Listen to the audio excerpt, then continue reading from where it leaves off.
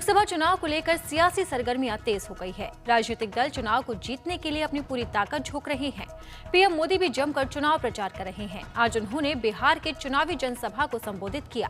इसी के साथ ही कांग्रेस से लेकर आरजेडी को आड़े हाथों लिया। पीएम मोदी ने कहा कि भारत के संविधान को बनाने वाली संविधान सभा में 80 से लेकर 90% लोग सनातनी थे।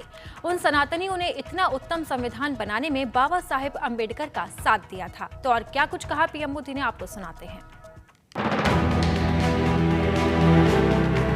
प्रधानमंत्री नरेंद्र मोदी ने बिहार के गया में एक जनसभा को संबोधित किया। पीएम मोदी ने इंडिया गठबंधन पर जमकर निशाना साधा। वहीं उन्होंने संविधान का जिक्र करते हुए कांग्रेस को भी आड़े हाथों लिया। उन्होंने कहा कि जो लोग सनातन को गाली देते हैं वो कान खोलकर सुन लें कि भारत के संविधान को बनाने वाली संविधान सभा में भी 80 से लेकर 90% लोग सनातनी थे और उन सनातनियों ने इतना उत्तम संविधान बनाने में बाबा साहेब अम्बेडकर का साथ दिया है। कांग्रेस और आरजेडी ने सिर्फ अपना राजनीतिक स्वार्थ साधा।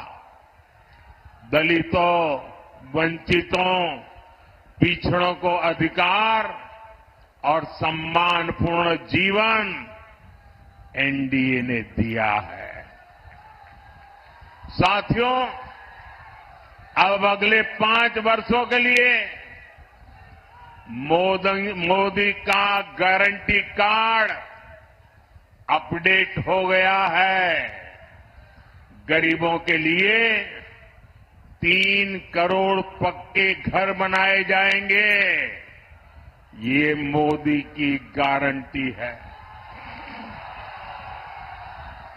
गरीबों को अगले 5 साल तक मुफ्त राशन मिलेगा। ये मोदी की गारंटी है। 70 वर्ष की आयु से ऊपर के हर बुजुर्ग को 5 लाख रुपए तक का मुफ्त इलाज मिलेगा। ये मोदी की गारंटी है। किसान सम्मान निधि आगे भी जारी रहेगी।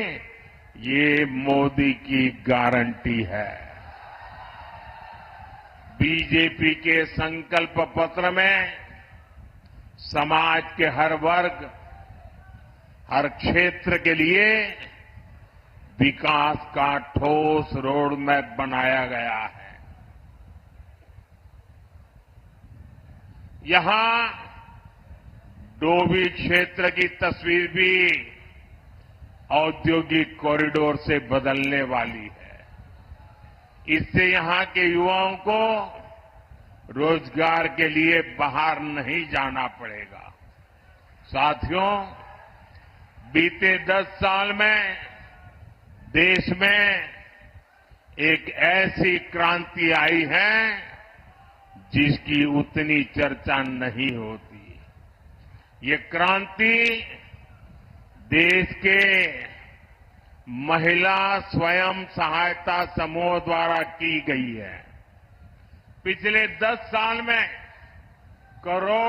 10 करोड़ महिलाएं सेल्फ हेल्प ग्रुप से जुड़ी है।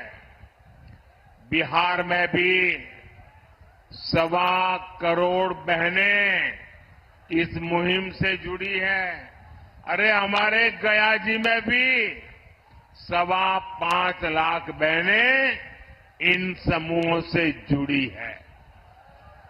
जब कांग्रेस की सरकार थी तो महिला स्वयं सहायता समूहों को बिहार में 150 करोड़ रुपए से भी कम मदद दी जाती थी। एनडीए सरकार के 10 साल में इन्हीं महिला समूहों को 40,000 करोड़ रुपए से ज्यादा दिए गए हैं।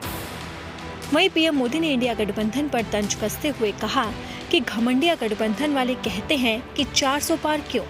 देश की जनता ने तय किया है 400 पार, क्योंकि देश की जनता 2047 में हिंदुस्तान को विकसित देखना चाहती है, लेकिन देश को लूटने वालों को, भ्रष्टाचार करने वालों को, संविधान के साथ खिलवाड़ करने वालों को सजा देने के लिए भी देश की जनता एनडीए को 400 पार देना चाहती है।